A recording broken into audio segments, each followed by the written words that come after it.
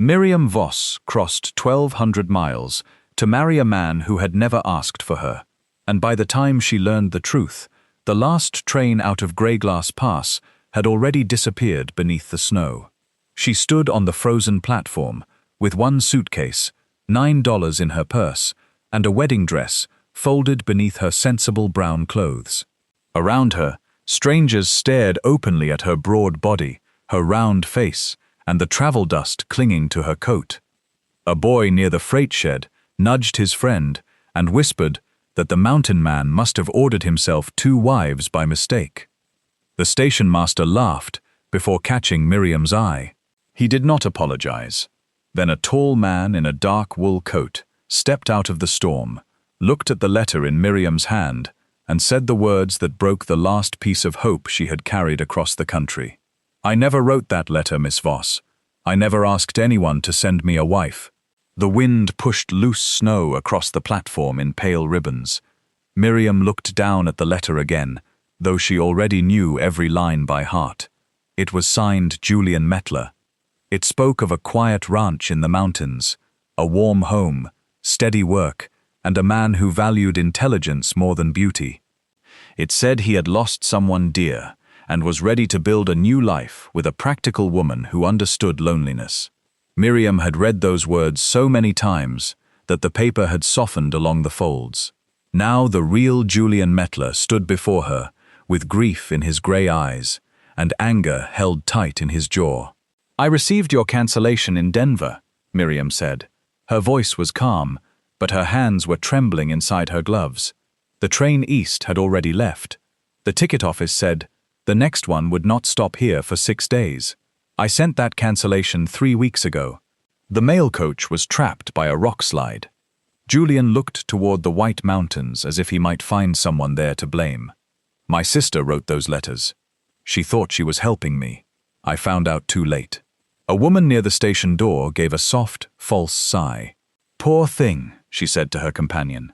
"Imagine coming all this way believing a man wanted you." Her companion looked Miriam up and down. "Imagine believing it at all."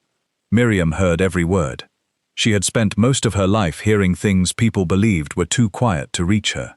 In offices, shops, church halls, and boarding houses, people spoke differently when a large woman entered the room. Some became overly kind, as though speaking to a frightened child. Others became cruel for the pleasure of seeing whether she would react. Miriam had learned to keep her face still. She had also learned that silence was not the same as surrender.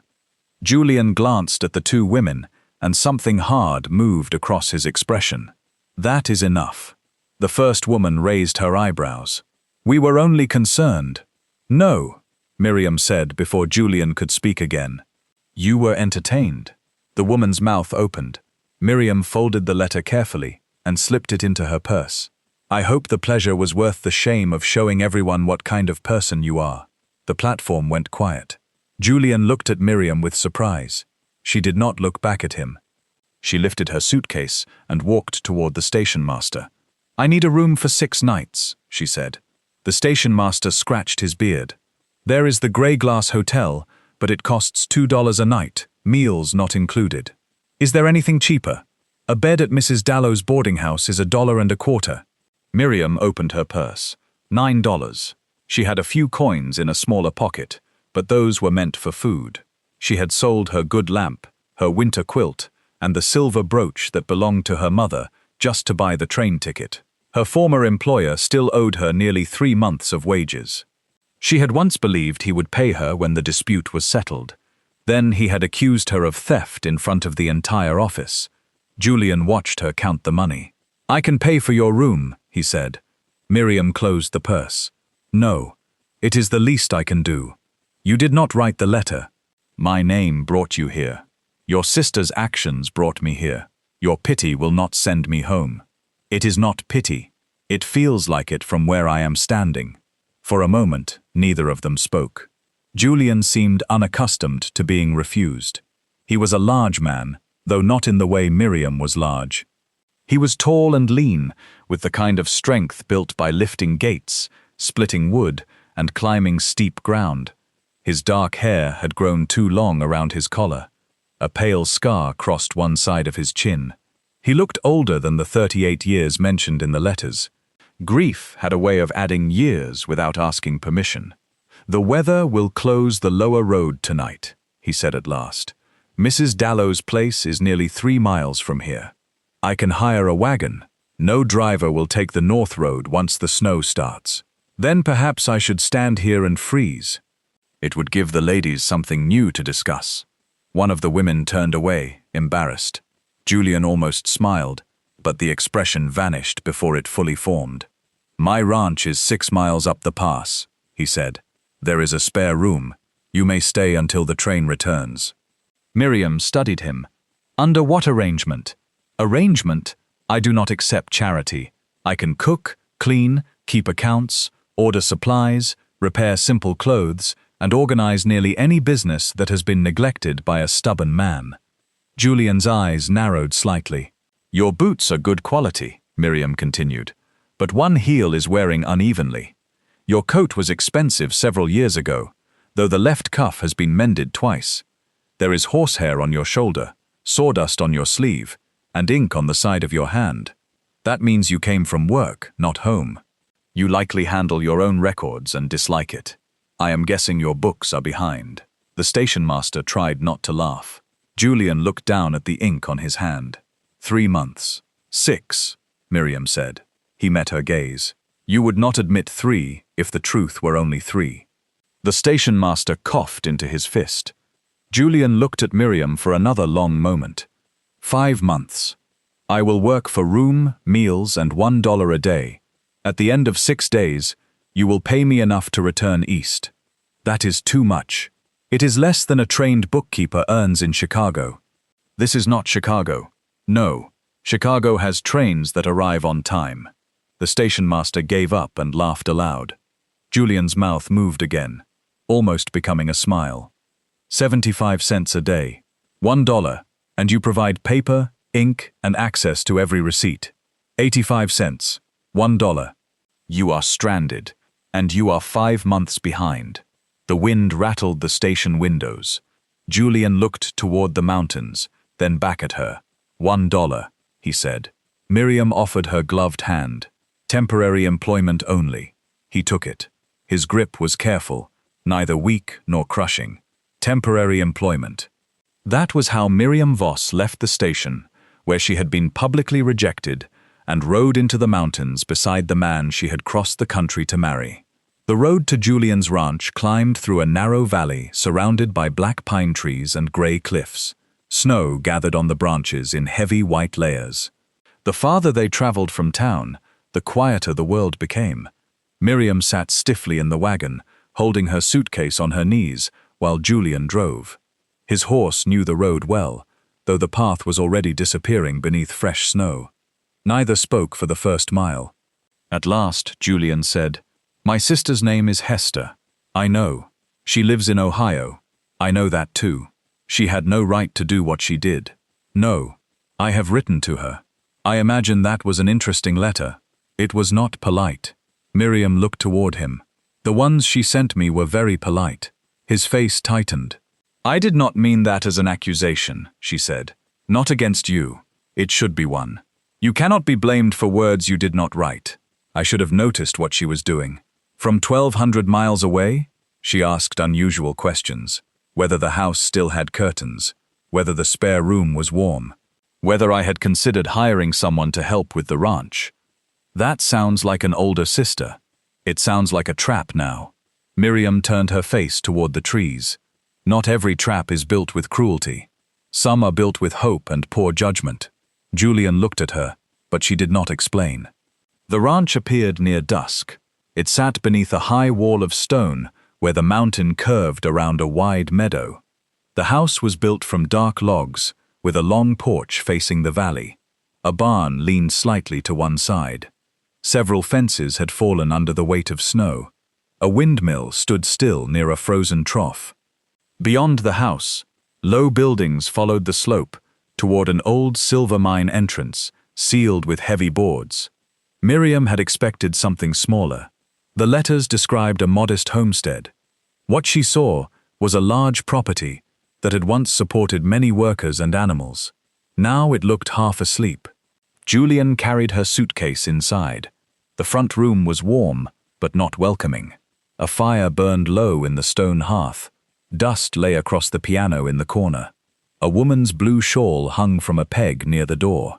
Dried wildflowers still stood in a jar on the mantel, their petals faded almost white. Julian saw Miriam looking at them. "My wife," he said. "Elena." Miriam lowered her eyes. "I am sorry. She died 2 winters ago." The letters had said he had lost someone dear, but Miriam had not known who. Hester had avoided the word wife, perhaps because even she knew there were boundaries she should not cross. Julian placed the suitcase beside the stairs. "Your room is at the end of the hall. Supper is stew. It may be burned. I have eaten worse. I doubt that. I once worked 6 years for a man who believed pepper could repair spoiled meat." Julian stared at her. "That was almost a smile," she said. "It was not. I will make a note in the account book. First possible smile, observed at 5:40 in the evening." This time, he looked away, but she saw it. A brief movement at the corner of his mouth, gone almost at once. The spare room was small and plain, but clean. A thick quilt covered the bed. A washstand stood beneath the window. Someone had placed a new bar of soap beside the basin. Miriam sat on the edge of the mattress after Julian left and listened to his footsteps fade down the stairs. For several minutes, she did not move. Then she opened her suitcase and removed the wedding dress. It was simple cream-colored cloth, carefully sewn by her own hands. She had chosen a design that would not pull across her waist or make her feel as though she were wearing someone else's body. She had imagined walking down a short aisle in a mountain chapel. She had imagined a man looking at her without surprise. She had imagined a home where usefulness did not have to be proved every hour. Miriam held the dress against her chest. The first tear fell silently, then another. She pressed the cloth to her mouth so Julian would not hear her. All the insults from the station returned at once. Imagine believing it at all.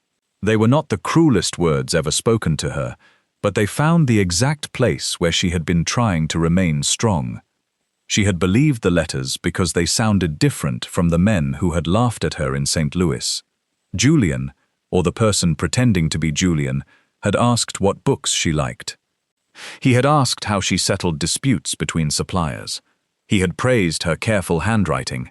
He had written that a quiet mind was more valuable than a pretty face. Miriam had let herself believe she was wanted. Now she was a stranger in a dead woman's house, bargaining for enough money to leave. She cried until the room grew dark. Then she folded the wedding dress, placed it at the bottom of her suitcase, washed her face, and went downstairs to repair Julian's burned stew. The next morning began before sunrise. Julian was already outside when Miriam entered the kitchen. A single lantern burned above the table. Beside it stood 5 account books, 3 boxes of receipts, a stack of unopened letters, and a coffee pot that looked as though it had survived a barn fire. Miriam poured a cup and tasted it. She closed her eyes. Julian entered carrying an armful of wood. "Bad. Did you make this coffee yesterday? This morning? Remarkable. What does that mean?" "It means I have never tasted anything both fresh and ancient." He set the wood down. "You do not have to drink it. I crossed 1,200 miles. I refuse to be defeated by coffee." She sat at the table and opened the first ledger. For the next 4 hours, she barely spoke. Julian moved in and out of the house, feeding horses, checking the roof, and repairing a gate before the storm grew worse. Each time he passed through the kitchen, he found Miriam surrounded by new stacks of paper. She had created neat columns on clean sheets and marked several receipts with small circles. At noon, he set bread and cheese beside her. "Eat," he said. "I am working. So am I. You have not washed your hands." He looked at them. Miriam pointed toward the basin. He washed them. By late afternoon, she had found the first problem. "You paid Harlow Feed and Grain twice in September," she said when Julian returned. "I did not. You sent payment on the 6th and again on the 21st. He leaned over the ledger. "The second shipment was late." "It was not a second shipment." The invoice number is the same. They would have told me. They did tell you. They told you to pay again. Julian's expression hardened. Miriam pulled another paper from the stack. You also paid a delivery fee for 12 miles. Their warehouse is 7 miles from the ranch. The North Road is longer in winter. This was August. He took the receipt from her. There are more, she said. Your lumber supplier raised prices by 11% without changing the contract. The blacksmith charged you for 6 horseshoes when he fitted 4. The bank added a late fee to a payment made 3 days early. Julian stared at the papers. People have been stealing from you in small amounts, Miriam said. Not enough to cause alarm, but enough to weaken the ranch over time. How much? I will know by tomorrow. His jaw tightened. Why did I not see it? Because grief makes time unclear. Because you have been doing the work of 6 people. Because dishonest men often depend on decent people being tired. He looked toward the faded shawl by the door. Miriam lowered her voice. I did not mean... You are right. The words seemed difficult for him. He sat across from her. Elena handled the accounts. She was careful. You can tell? Her entries are clean. She used symbols in the margins when something needed attention. After her handwriting stops, the mistakes begin. Julian ran one finger over the last line Elena had written. She died on the North Road, he said. Her wagon went over the ridge during a storm. They found her 2 days later. Miriam said nothing. She had gone into town to speak with the bank. She thought there was an error in our loan records. Miriam looked at the account book again. What kind of error? I never knew. After she died, I stopped asking. The room became very quiet. Outside, snow struck the windows in dry little taps. Miriam turned several pages back. Elena's marks appeared beside names, payments, and land descriptions. Most were simple checks or small crosses. But every few pages there was a symbol, like a narrow glass with a line through it. Did she ever explain this mark? Miriam asked. Julian shook his head. It appears beside your water account. The ranch has spring rights from the North Ridge. It also appears beside payments from several other families. The Baines family, the Corwin family, someone named Rosa Dyer. They are gone. Gone where? Baines moved east after losing his cattle. Corwin disappeared after the bank took his land. Rosa Dyer lived near the mine with her sons. Their cabin burned. They left town. Miriam traced the strange symbol. Were their properties near water? Julian looked at her. All of them. The storm lasted 4 days. By the 2nd day, snow covered the porch steps. By the 3rd, the valley road vanished completely. Julian and Miriam fell into a steady pattern. He worked outside until the cold drove him in. She repaired the accounts, cooked simple meals, and questioned every number that did not make sense. In the evenings, they sat across from each other while the fire burned. Julian carved pieces of wood into small animals. Miriam read old newspapers or copied figures into fresh ledgers. They spoke carefully at first. He asked about St. Louis. She told him about the crowded streets, the smell of coal smoke, and the office where she had worked for Morton Vale and Sons. You said they owe you wages, Julian said. Nearly 3 months. Why did you leave without them? I did not leave. I was dismissed. For what? Miriam kept her eyes on the newspaper. For noticing something. What? That widows receiving company pensions were being charged fees that did not exist. The money went into a private account. You exposed it. I tried. And they accused you of changing the books myself. Julian set down the wooden horse he was carving. The other clerks knew the truth, Miriam continued. None of them spoke. Mr. Vale called me dishonest in front of everyone. He said a woman in my position should be grateful to have work. Then he said, perhaps I had taken the money because feeding myself must be expensive. Julian's face went still. The room laughed, Miriam said. Not everyone, but enough. Why was he not arrested? Because he was respected, and I was easy to doubt. You kept copies. Miriam looked up. You are the kind of person who keeps copies, Julian said. She gave a faint smile.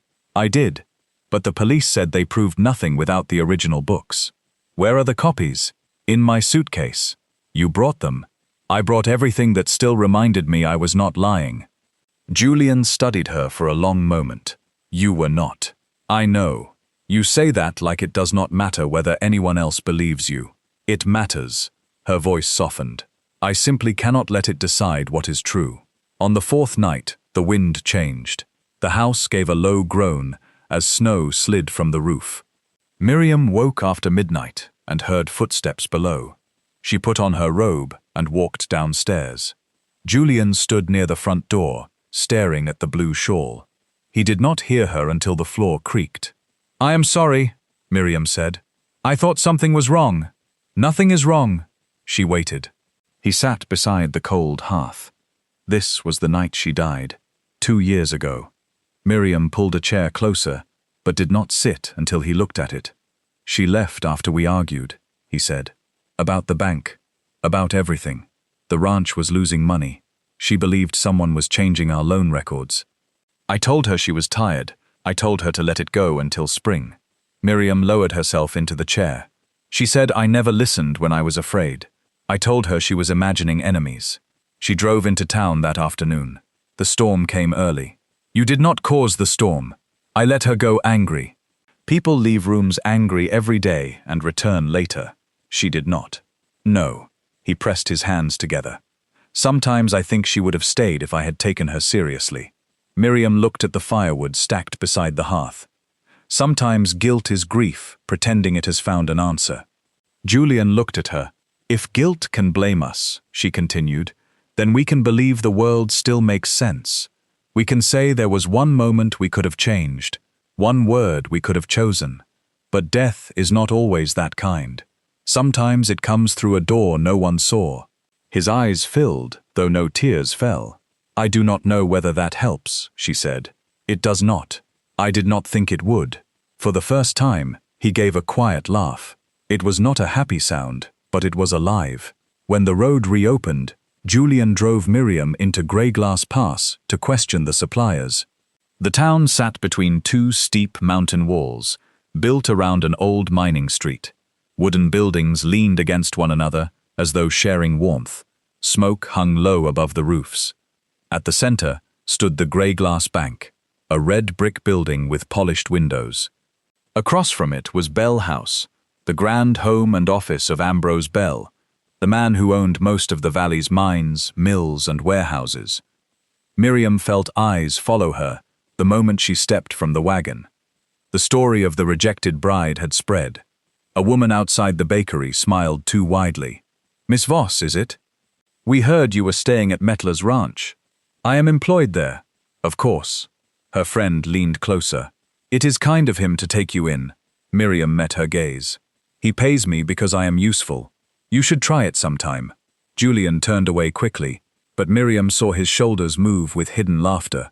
Inside Harlow Feed and Grain, the owner's son claimed the duplicate payment was a simple mistake.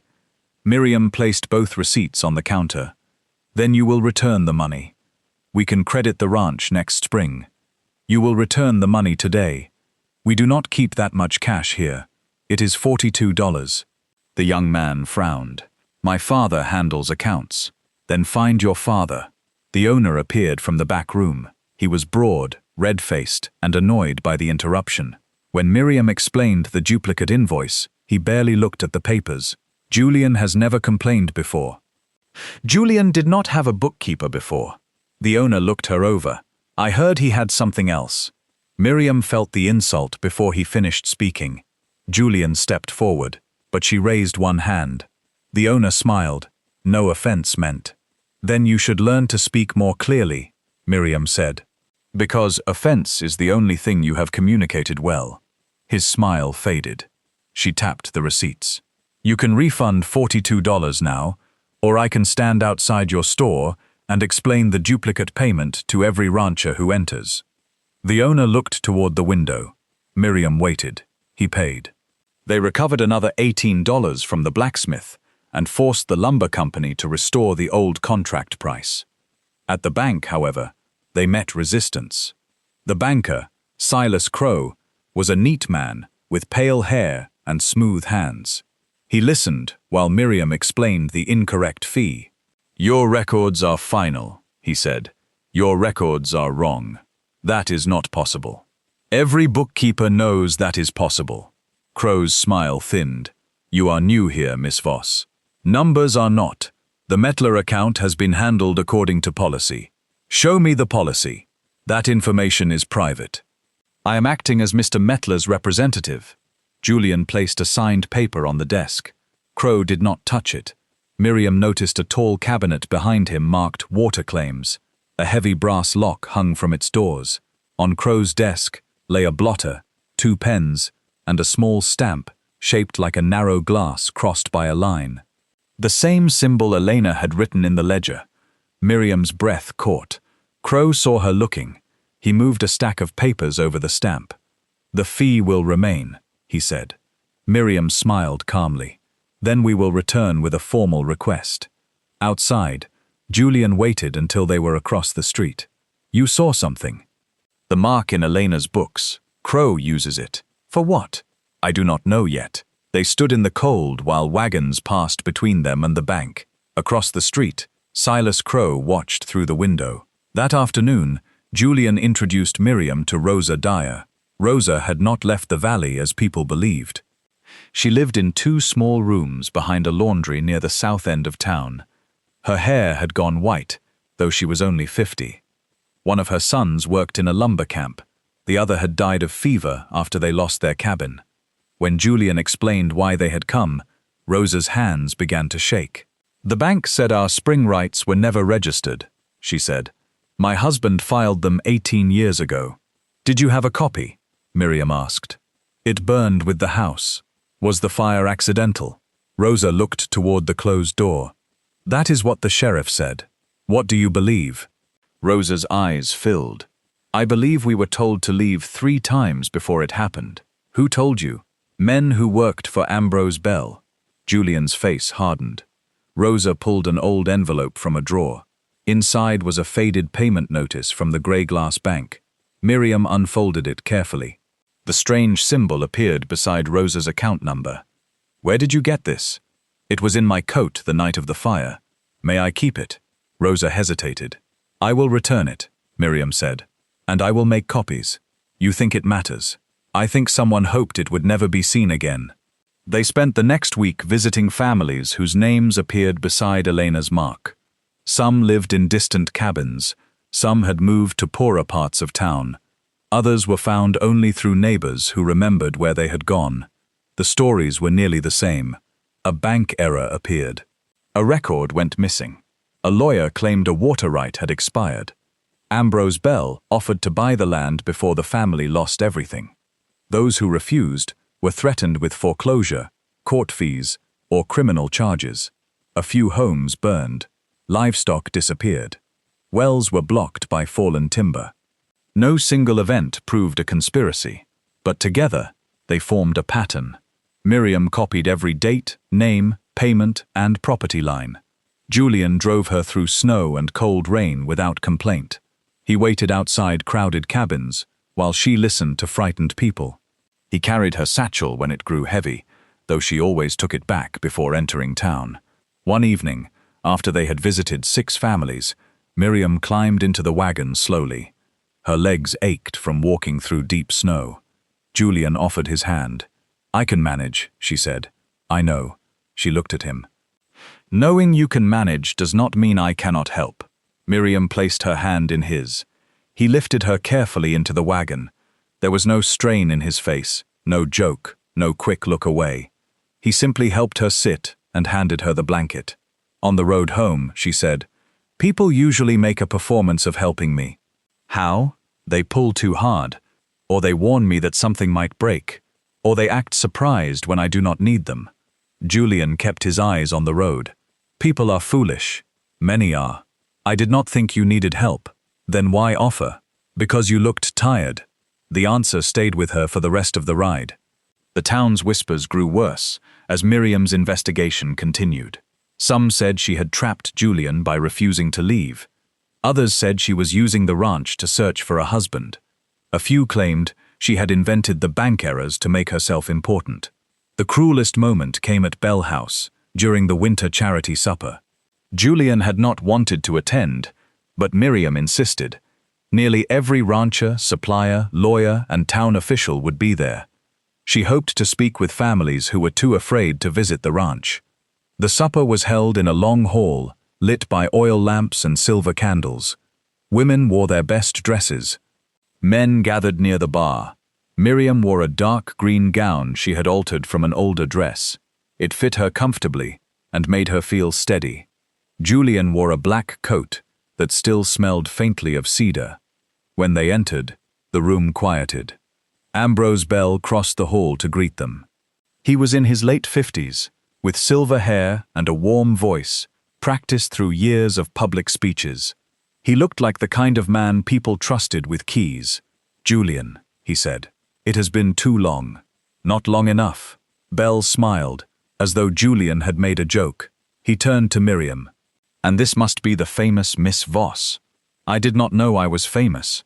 Greyglass has little entertainment in winter, so I have noticed." His eyes moved over her dress. "You have caused quite a stir. Accurate accounting often does." The smile remained, but his eyes changed. "I hear you are asking questions about old land claims." "I am checking records. Old records can be confusing, only when someone wants them to be." Before Bell could answer, a younger woman approached. She wore red silk and carried herself with the confidence of someone who had never been publicly laughed at. Miriam recognized her as Pearl Crow, the banker's daughter. "Miss Voss," Pearl said brightly. "We have not met properly." "No." Pearl looked toward Julian. "We were all so surprised when you arrived. Poor Julian has had enough sorrow without being forced into another difficult situation." Julian's face darkened. "Pearl, it is all right," Miriam said. Pearl gave her a sweet smile. "I only mean that these arrangements can be cruel. Women are often promised things by letter. A lonely woman might imagine more than was offered." Miriam felt the entire room listening. "I received a marriage proposal," she said, "from his sister. I know that now." Pearl tilted her head. "It must have been humiliating." "Yes." The honesty surprised her. Miriam continued. "It was humiliating to stand in a strange town and learn that the future I had prepared for did not exist. It was painful to hear people laugh before they knew anything about me." Pearl's smile weakened. "But the humiliation belonged partly to those who laughed," Miriam said. "I was deceived. They chose cruelty."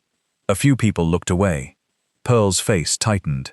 "You are very confident for a woman living under a man's roof. And you are very bold for a woman speaking under her father's protection."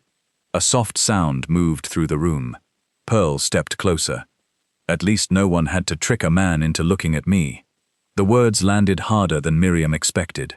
Several people gasped. Someone laughed near the back of the hall. Julian moved, but Miriam touched his sleeve. She looked directly at Pearl. "You are beautiful." Pearl blinked. "You have likely been told that every day of your life," Miriam said. "It is a gift. But beauty without kindness becomes a locked room. People may admire the windows, but no one is safe inside." Pearl's face went red. Miriam turned and walked away. She reached the side corridor before her eyes blurred. She found an empty storage room, closed the door, and pressed both hands against a shelf. Her breathing shook. She had answered well. She knew that. She had remained calm. She had refused to let Pearl see the wound. But the wound was there.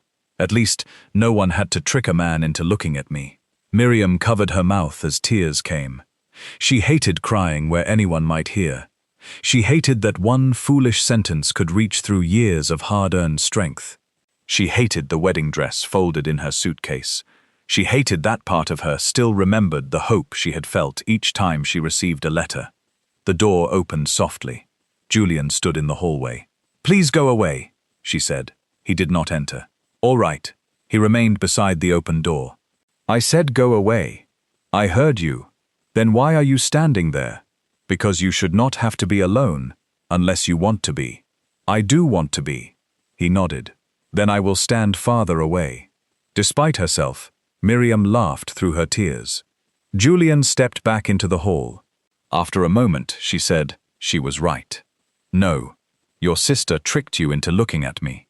I was looking at you before I knew who you were. She wiped her face. That is not what she meant. I know what she meant. The storage room was quiet. Julian leaned against the opposite wall. The day you arrived, I saw a woman stand alone on a frozen platform while strangers mocked her. I saw her bargain for work before she allowed anyone to rescue her. Then I watched her recover money I had been too tired to notice was missing.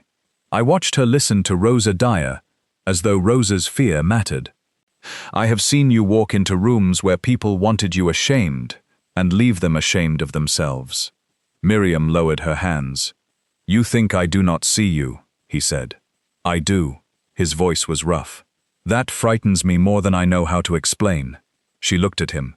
Because I loved my wife, he continued. I still love her, and because when you laugh in my kitchen, the house feels alive again. Then I feel guilty for noticing. Miriam's tears slowed. You do not owe me anything, she said. I know. You do not have to love me because I came here. I know. You do not have to protect me from every insult. I know that too. Then what are you saying? Julian looked toward the bright hall. I am saying Pearl Crow was wrong. No one had to trick me into seeing you. They only tricked you into coming. For several seconds, Miriam could not speak. Julian held out his hand. Would you like to leave? The supper? Yes. What about the people we came to question? They will still be frightened tomorrow. Miriam looked at his hand. No, she said. I will not let Pearl Crow decide when I leave a room. Julian lowered his hand. Miriam wiped her face, straightened her dress, and took a slow breath. Do I look terrible? You look angry. Good. They returned to the supper together. Later that night, Ambrose Bell announced a new valley improvement plan. He stood beneath a banner decorated with silver stars and spoke about progress, security, and the future of Greyglass Pass. His company planned to build a new reservoir near the upper springs. It would provide water to the mine and, according to Bell, protect the town from drought. Miriam listened from the back of the room. The proposed reservoir would control nearly every water source connected to the disputed properties. When Bell finished, people applauded. Julian leaned close. That is what this is about. Yes, not the land, the water, and the mine. Miriam watched Bell shake hands with Silas Crow and the two lawyers who handled most local property disputes, brothers Ezra and Leon Pike. The mine cannot expand without water, she said. The ranchers own the springs. Bell has been collecting the rights one family at a time. Julian's expression became cold. Elena knew. She knew enough to be afraid. They left before midnight. As Julian helped Miriam into the wagon, she noticed a man standing beneath the bank awning. He wore a dark hat pulled low over his face. The man watched them drive away. 2 days later, someone entered the ranch house while Julian and Miriam were checking the south fence. Nothing valuable was taken. The account books were thrown across the kitchen. Drawers were opened. Miriam's suitcase lay on the floor with her clothing scattered beside it. The wedding dress had been pulled out and stepped on. Miriam stood in the doorway staring at the muddy boot print across the cream-colored cloth. Julian moved past her, checking each room. They were looking for the records, he said. Miriam knelt slowly and lifted the dress. The mud had soaked through the fabric. Julian returned. Miriam, she held the dress in both hands. I made this, she said. I know. I sewed it at night after work. I chose every piece. He crouched beside her. I was going to wear it here, she whispered. I thought perhaps there would be snow outside and pine branches in the chapel. Julian's face tightened with pain. How foolish is that? It is not foolish. I believed a stranger wanted me. You believed a lie written to sound like hope. That does not make you foolish. Miriam looked at the ruined cloth. I do not even want the dress now. You do not have to. I should throw it into the fire. Not today. Why? Because today you are hurt. Hurt should not be allowed to make permanent decisions. She looked at him. That sounds like something Elena would say. It was. Miriam folded the dress, despite the mud, and returned it to the suitcase. They moved the ledgers to a hidden stone room beneath the old mine office. Julian had discovered the room as a boy. It was dry, secure, and accessible through a narrow door behind a shelf. Among the boxes stored there, Miriam found Elena's personal papers. Julian sat on the floor while she opened them. There were household lists, letters, recipes, and old mine reports. At the bottom lay a small notebook wrapped in blue cloth. Elena's handwriting filled the pages. At first, the entries concerned ranch expenses. Then the tone changed. She wrote about missing filing numbers, altered bank dates, and families pressured to sell their springs. The strange symbol represented accounts moved into what she called the glass ledger. "What is that?" Julian asked. "I do not know." Miriam turned another page. Elena had written a list of initials: SC, EP, LP, AB, Silas Crow, Ezra Pike, Leon Pike, Ambrose Bell, Julian said. Below the names was a sentence underlined twice. The original claims still exist. The fire destroyed copies, not the Federal Register. Miriam looked up. What fire? The county records office burned 12 years ago. Where were the original water claims filed? Greyglass, I thought. Not if they were federal claims connected to mining territory. Julian leaned closer. Miriam continued reading. Elena believed duplicate records had been sent to the Territorial Land Office in Helena. Before she could confirm it, someone began following her. Her final entry was dated the morning she died. Crow knows I found the glass ledger. He says Julian will lose everything if I continue. I am going to Bell House today. Ambrose cannot pretend this is the work of clerks. I will make him answer me. Julian stopped breathing for a moment. Miriam closed the notebook gently. She went to Bell, he said. Yes, she did not tell me. She may have planned to after she had proof. She left Bell House before the storm. We do not know that. Julian stood too quickly and struck his shoulder against the low ceiling. I will kill him. No. If he harmed her, we do not know that he did. He threatened her. According to Elena, Crow threatened her. Bell may have known. He may have done worse. But if you confront him now, he will destroy whatever remains. Julian paced the narrow room. He took 2 years from me. Then do not give him the rest of your life by acting before we are ready. He turned on her. You did not love her. No. You did not find her in the snow. No. You do not know what this feels like. Miriam's face went still. Julian saw the hurt immediately. I am sorry. You are right, she said. I do not know what it felt like to lose Elena. He looked down. But I know what it is to have a powerful man lie about you while everyone chooses the easier story. I know what it is to carry proof that no one wants to see. I know what rage feels like when justice is slow. Julian sat again, his anger collapsing into grief. Miriam placed the notebook between them. We will find the federal records, she said.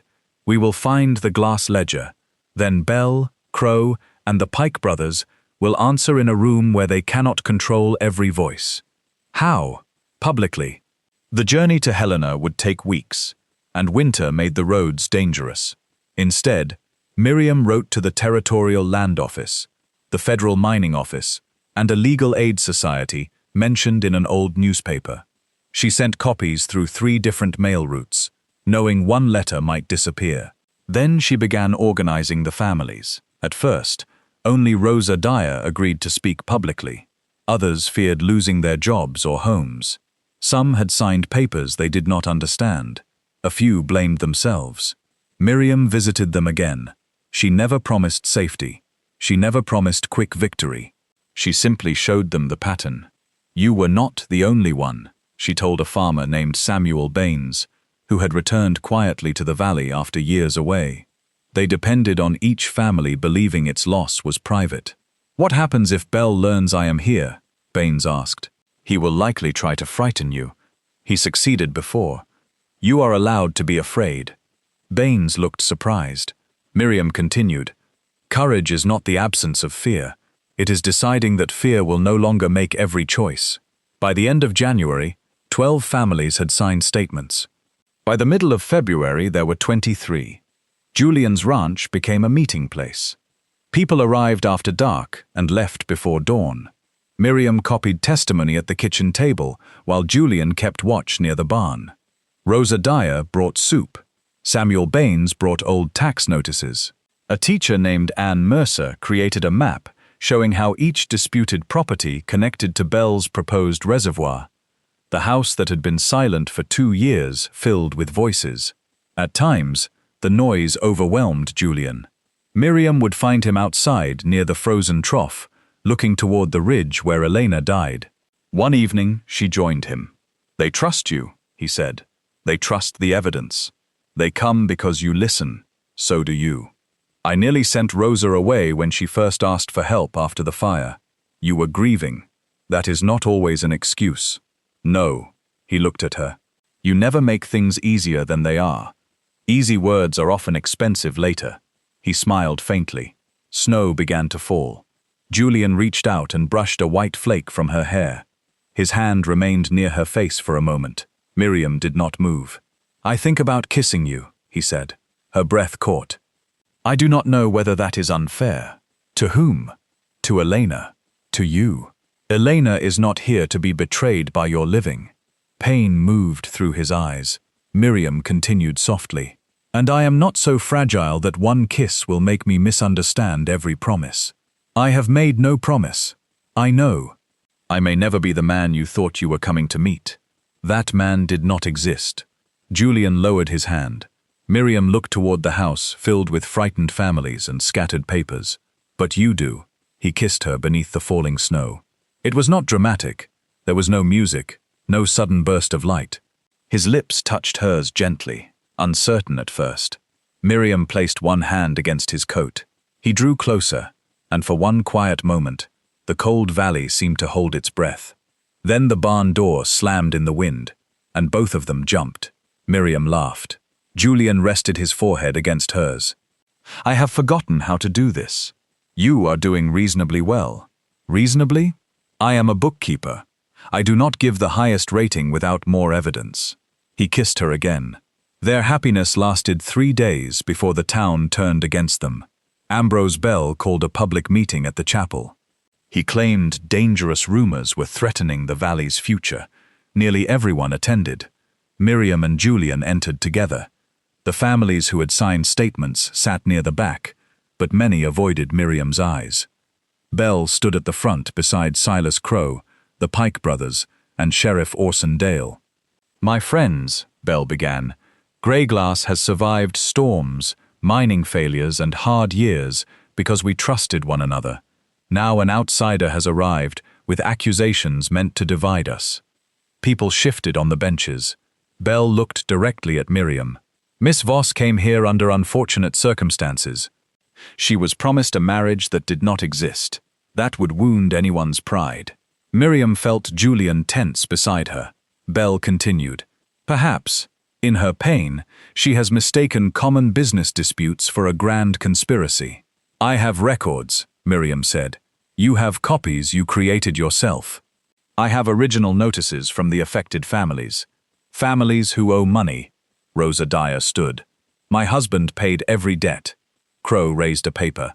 "The bank records disagree." Miriam recognized the symbol at the bottom. "The glass ledger would disagree with your bank records," she said. For the first time, Crowe lost color. A murmur moved through the chapel. Bell's expression remained calm. "There is no glass ledger." Elena Mettler believed there was. Julian stepped forward. Bell looked at him with practiced sadness. "Julian, grief can make old suspicions seem meaningful. You threatened my wife. I tried to help her. She wrote your name. Your wife was troubled in her final months." Julian moved toward him. Miriam caught his arm. Bell watched carefully, hoping Julian would lose control. Miriam understood the plan. If Julian struck him, the sheriff would arrest him. The records at the ranch could be seized. The families would scatter. "Let him speak," she whispered. Bell turned toward the crowd. Miss Voss was dismissed from her previous employment for altering financial records. The room went still. Miriam felt the floor drop beneath her. Bell held up a letter bearing Morton Vale's signature. "She was accused of stealing from widows," he said. Whispers spread through the chapel. Julian looked at Miriam. "It is a lie," she said. Bell gave a sorrowful smile. "Is that not exactly what a guilty person would say?" Miriam's throat tightened. The old office returned in her mind. Mr. Vale's voice, the laughter, the policeman refusing to examine her copies, the long walk back to her rented room. Belle had reached across 1,200 miles to find the one accusation that could destroy her credibility. "How did you obtain that letter?" she asked. "A responsible businessman answered my inquiry. You contacted him after I began investigating. I wished to know who was handling private financial information." Miriam looked at the families. Samuel Baines stood and moved toward the aisle. "Samuel?" she said. He did not look at her. "I cannot risk it." 2 other men followed him. Then another family rose. Rosa Dyer remained seated, but fear filled her face. Belle watched them leave. "The reservoir will bring jobs," he said. "It will protect Greyglass. Do not let a bitter stranger take that future from you." Julian stood. "She is not a stranger." Belle glanced at him. "Then perhaps she has influenced you in other ways." Several people laughed softly. Miriam felt heat rise into her face. Belle continued, "A lonely man can be persuaded by attention, especially after years of grief." Julian took 1 step forward. Miriam gripped his sleeve harder. "No," she whispered. His breathing was heavy. "Do not give him what he wants." They left the chapel beneath a storm of whispers. Outside, Miriam walked past the wagon. Julian followed. "Where are you going?" "I need air. It is 10 degrees. I cannot breathe in town." She kept walking until the chapel lights disappeared behind the buildings. Near the frozen river, she stopped. Julian stood several feet away. "You should have told me about the accusation," he said. Miriam closed her eyes. "I should have. Why did you not?" "Because I knew how it sounded. I would have believed you." "You do not know that." His face changed. "I am sorry," she said. "But you did not believe Elena when she told you the bank records were wrong." The words struck him. Miriam immediately wished she could take them back. Julian looked toward the river. "That was cruel." "Yes, but true." It was still cruel. For a long moment, only the wind moved. "I kept the copies," Miriam said. "They show what Mr. Vale did, but they do not carry official seals. Belle will say I created them. Then we find the original records. They may be gone. You told Baines fear should not make every choice. I am tired of being brave." Her voice broke. Julian looked at her. Miriam pressed both hands against her coat. "I am tired of entering rooms ready to prove I deserve to be there. I am tired of knowing that one lie from a respected man can erase 100 truths from a woman like me. I am tired of people looking at my body and deciding I am foolish, hungry, desperate, or grateful for any kindness." Tears ran down her cheeks, cold in the wind. "I crossed the country because I wanted one place where I did not have to fight for the right to exist," she said. "And now I have brought ruin to your home." Julian stepped closer. "You brought people back into my home. They left tonight. Some did. They do not trust me." "I do, because you care for me." "No," his voice was firm. "I care for you because I trust you." Miriam looked at him. "I saw the records before I kissed you," he said. "I watched you return money to people who did not know it was missing. I watched you copy every statement twice and lock one copy away. I watched you tell families the truth, even when the truth frightened them. Belle found a lie from your past because he could not defeat your work." Julian took her hands. "You are not the reason this valley is breaking," he said. "You are the reason we can finally see the crack." Miriam began to cry harder. Julian pulled her against him. She let him. For once, she did not apologize for the weight of her body or the depth of her grief. She rested her face against his chest and listened to his heart. The next morning, they returned to work. Belle's attack had frightened many families, but it also revealed where he was vulnerable. He had denied the glass ledger too quickly. Silas Crowe had reacted to the name. Someone in the bank knew where it was. Miriam remembered the locked cabinet marked water claims.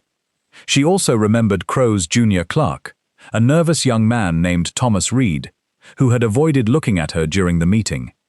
Miriam found Thomas leaving the bank after dark. "I have nothing to say," he whispered. You have not heard my question. I cannot help you. Then tell me why Crow uses 2 sets of account numbers. Thomas went pale. Miriam continued. The public books use ordinary numbers. The notices sent to families carry the glass mark. Elena Mettler called it the glass ledger. That means the second accounts are recorded somewhere. Thomas looked toward the bank. If you know what Crow has done, Miriam said, you are already part of it. Silence will not protect you forever. He will destroy my family. Bell cannot control a federal investigation. There is no investigation. Not yet. Thomas swallowed. The ledger is not in the bank, he said. Crow moved it after Elena died. Where? I do not know. Bell's lawyers collect the papers at the end of every month. The Pike office. Thomas nodded once, then he walked away. The Pike brothers worked from a stone building beside the courthouse. Breaking in would have destroyed Miriam's case and given Bell another crime to use against them. Instead, she studied the lawyers' habits. Every Thursday, Ezra Pike visited Bell House for supper. Leon Pike spent the evening gambling at the Silver Crown Hotel. Their office clerk, Mrs. Ada Finch, remained late to clean and organize files. Miriam approached Ada at the market. I cannot speak to you, Ada said. You have not heard my question. That is what Thomas said, is it not? Miriam paused. Ada gave a tired smile. This is a small town. You know about the ledger. I know lawyers keep many documents. Documents that belong to families. Ada looked around them. My husband owes Bell money. So does half the valley. He can take our house. He may take it anyway. Ada's face tightened. Miriam lowered her voice. Men like Bell teach people that obedience is safety. It is not. It is only delay. Ada turned away. 3 nights later, a package appeared on the ranch porch. Inside was a small brass key and a note. Friday, noon. Drawer beneath the west table. You will have 10 minutes. On Friday, the Pike brothers attended a property auction. Ada left the rear office door unlocked. Miriam and Julian entered separately. The office smelled of dust, ink, and coal smoke. Miriam found the west table and unlocked the hidden drawer. Inside lay a thick grey ledger, stamped with the narrow glass symbol. Her hands shook as she opened it. The pages recorded false penalties, altered dates, payments to Bell's agents, and transfers of water rights. Besides several names were amounts paid to the Pike brothers and Silas Crow. There were also references to missing federal claim numbers. Julian stood near the door. We take it. No, he stared at her. If it disappears, they will claim it never existed. Then what? We copy what we can. Miriam worked quickly. She copied account numbers, payment dates, signatures, and the page connecting Bell to the Mettler spring rights. Julian watched the street. At the bottom of one page, Miriam found a payment marked EM Road Matter. The date was the day Elena died. Her breath stopped. Julian, he came to her side. The entry showed $20 paid to Deputy Harris Cole for road assistance concerning EM. Harris was the first man who found Elena's wagon, Julian whispered. What happened to him? He moved south a month later. They could not prove murder. Road assistance could mean anything. But the payment demanded investigation. Miriam copied the entry. Footsteps sounded outside. Ada entered and closed the door. You must leave, she said. We have 3 minutes. You have none. Bell left the auction. Miriam closed the ledger and locked it away. Ada took the key. Go through the cellar. They escaped into an alley moments before Ambrose Bell entered the front office. That evening, the first reply from Helena arrived. The Territorial Land Office confirmed that original water claims existed for 31 Greyglass properties. Certified copies were being sent under federal seal. Miriam read the letter twice. Julian sat across from her. We have him, he said. Not yet. What more do we need? A place where the evidence cannot disappear. The answer came through Ann Mercer, the teacher. A territorial circuit judge named Nathaniel Ward was scheduled to pass through Greyglass in 10 days on his way to Helena. He could order a public hearing if presented with credible claims. Bell learned about the judge before they could reach him. The night before Ward arrived, someone set fire to Rosa Dyer's rooms behind the laundry. Rosa escaped through a window. No one was seriously hurt, but the testimony she kept beneath her bed burned. The town gathered in the street, while firefighters carried buckets from the well. Miriam held Rosa beneath a blanket. "I knew this would happen," Rosa cried. "I knew they would come. You are alive. My papers are gone. Mine are not." Rosa looked at her. "I made copies," Miriam said. Across the street, Sheriff Dale questioned witnesses without writing anything down. Julian watched him. "He will call it an accident. Then we need someone else to keep order at the hearing." Judge Ward's coach arrived the next afternoon, escorted by 2 territorial marshals. Miriam met him at the station with copies of the ledgers, Elena's notebook, the family statements, and the letter from Helena. Ambrose Bell was already there. He stepped forward before Miriam could speak. "Judge Ward, I regret that you have been drawn into a private dispute led by a woman accused of financial fraud." Ward was a small, tired-looking man with sharp eyes. "Then you will have no objection to a hearing." Bell's smile remained. "Of course not. Tomorrow morning," Ward said. "In the town hall, the marshals will secure all bank, legal, and land records until the matter is resolved." Silas Crow made a choking sound. Bell's smile finally disappeared. The town hall filled before sunrise. Families stood along the walls. Miners crowded near the doors. Women leaned over the balcony rail. The Pike brothers sat beside Bell and Crow at one table. Miriam and Julian sat at another, with Rosa Dyer, Samuel Baines, Anne Mercer, and Ada Finch. Judge Ward entered with the 2 marshals. The hearing began. Bell's lawyer spoke first. He described Miriam as a wounded woman seeking revenge for personal rejection. He mentioned her body without naming it directly, speaking of her unusual dependence on Julian and claiming she had manipulated his grief. Miriam sat still. Julian's hand rested near hers, but did not touch it until she turned her palm upward. Then he held it. When it was Miriam's turn, she stood. The room seemed larger than it had the night Bell humiliated her. She placed the first receipt on the table. "This began with $42, she said. "A duplicate payment charged to the Mettler ranch." It seemed small. "Most theft begins by hoping the victim will feel foolish for noticing." She explained the supplier fraud, bank fees, watermarks, and altered account numbers. She showed Elena's notebook and the certified letter from Helena. Rosa Dyer described the threats before her home burned. Samuel Baines admitted he had surrendered his land after the bank claimed his filing was missing. Ada Finch testified that the Pike brothers stored a second ledger containing private transfers. Then Thomas Reed entered the hall. Silas Crow stood. "You return to the bank immediately." Thomas looked terrified. Judge Ward said, "Sit down, Mr. Crow." Thomas walked to Miriam's table and placed the grey ledger before the judge. A murmur rose through the hall. "I took it this morning," Thomas said. "The marshals would have found it, but I was afraid Mr. Crow had arranged to move it." Crow lunged from his chair. One marshal stopped him. Judge Ward opened the ledger. For the next hour, he read entries aloud. Payments to lawyers, payments to bank officials, false fees, land transfers, notes showing that Bell's company planned to control the entire northern watershed before announcing the reservoir. Then the judge reached the payment concerning Elena. Julian went pale. Judge Ward looked toward Bell. What was the road matter involving Elena Mettler? Bell said nothing. Crow spoke too quickly. "A recovery payment after the accident. The entry was made before her body was found," Miriam said. Every face turned toward Crow. He froze. Judge Ward leaned forward. "How do you know the payment concerned recovery?" Crow's mouth opened, but no answer came. The judge ordered the marshals to detain him. Bell stood.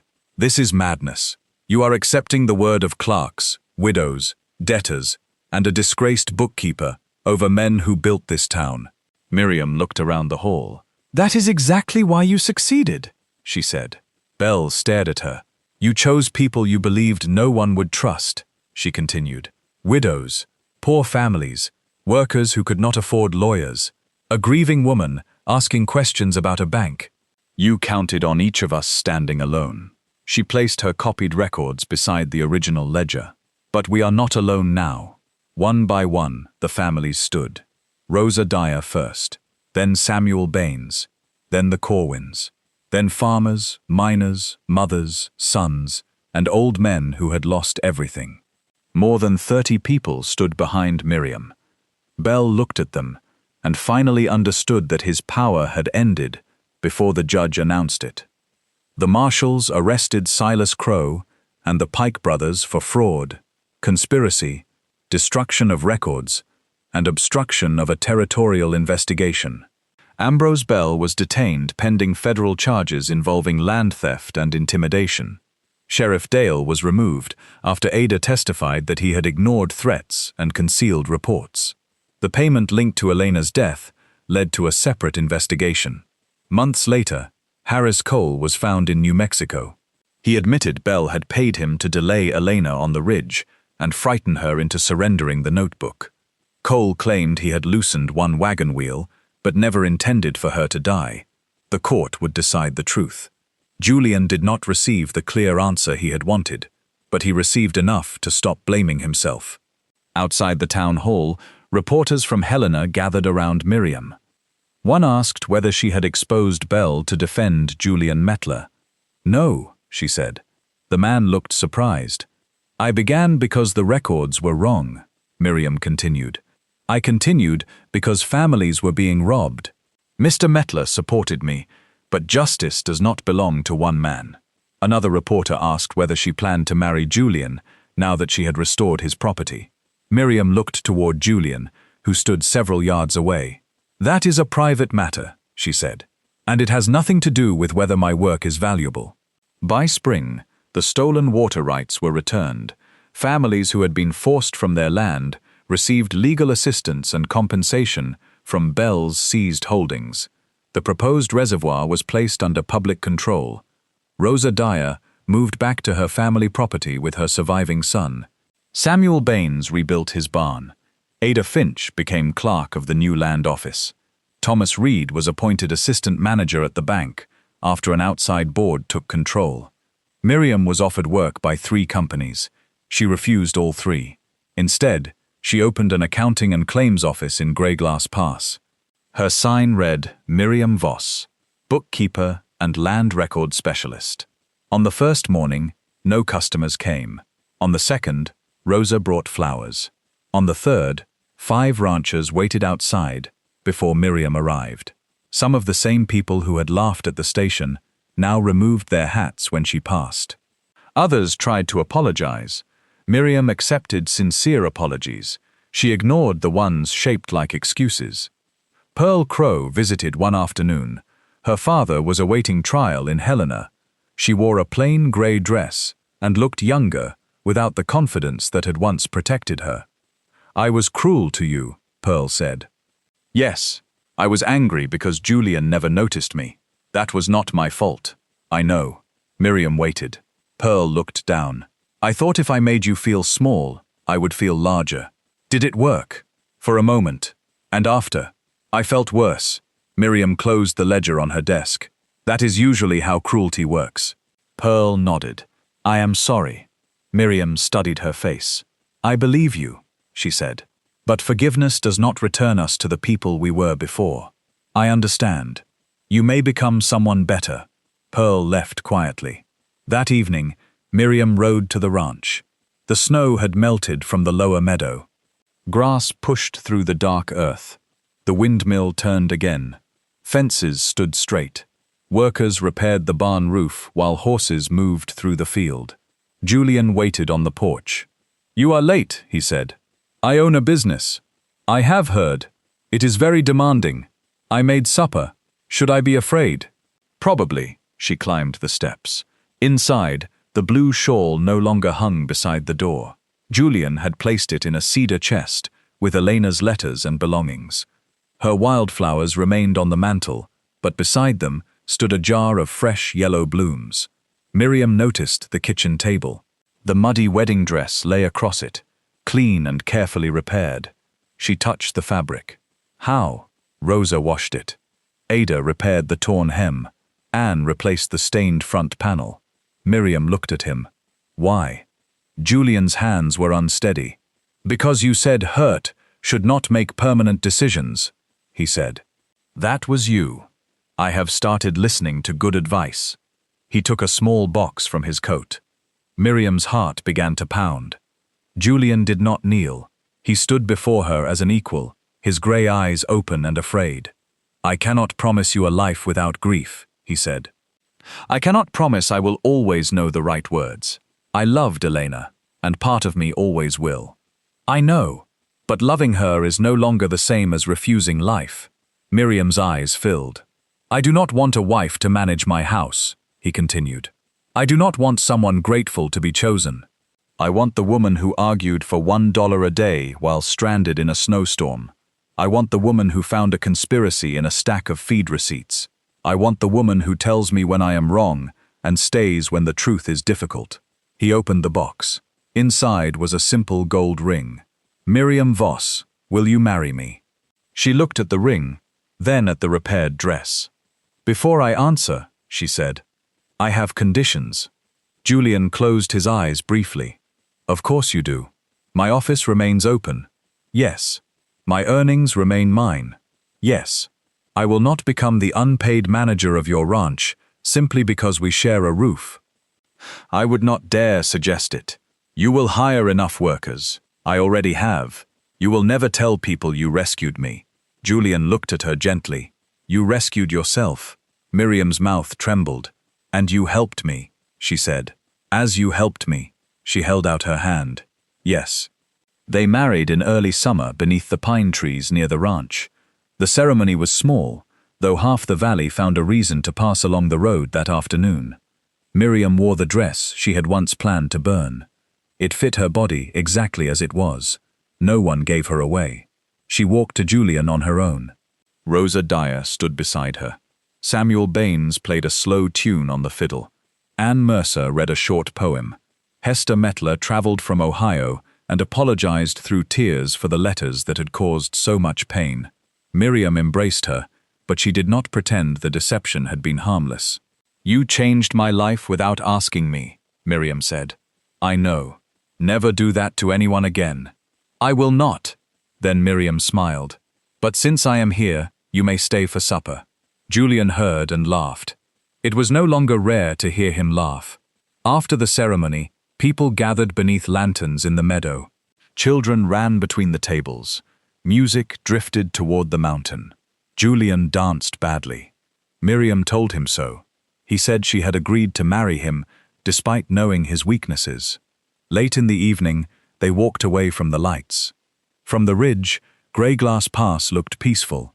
The town windows glowed below. Water moved through the spring channels that now belonged again to the families who had protected them for generations. Julian placed his coat around Miriam's shoulders. Are you happy? He asked. Yes. Only yes. I am deciding whether to give the day the highest rating. What more evidence do you need? She looked at him. Perhaps another kiss. He provided one. Miriam rested her head against his shoulder. She had arrived in Greyglass with $9, a false promise, and a body strangers believed gave them permission to judge her. She had been mocked, rejected, accused, and threatened. She had cried in hidden rooms, and wondered whether strength was simply another word for having no safe place to fall. But her victory was not that Julian loved her. His love mattered deeply. It warmed the parts of her that had gone cold. It helped her trust tenderness again. Yet it was not the proof of her worth. Her victory was that the people of Greyglass knew her name because of the truth she uncovered. Families slept in homes they nearly lost because she had followed numbers others dismissed. A powerful man who depended on silence had been defeated by careful records, patient courage, and people standing together. Miriam had not become smaller. She had not made herself quieter. She had not changed her body to earn respect. She had simply stopped asking cruel people for permission to respect herself. Below them, the lights of the town shone beside the dark mountain, and the spring water moved through the valley, free at last.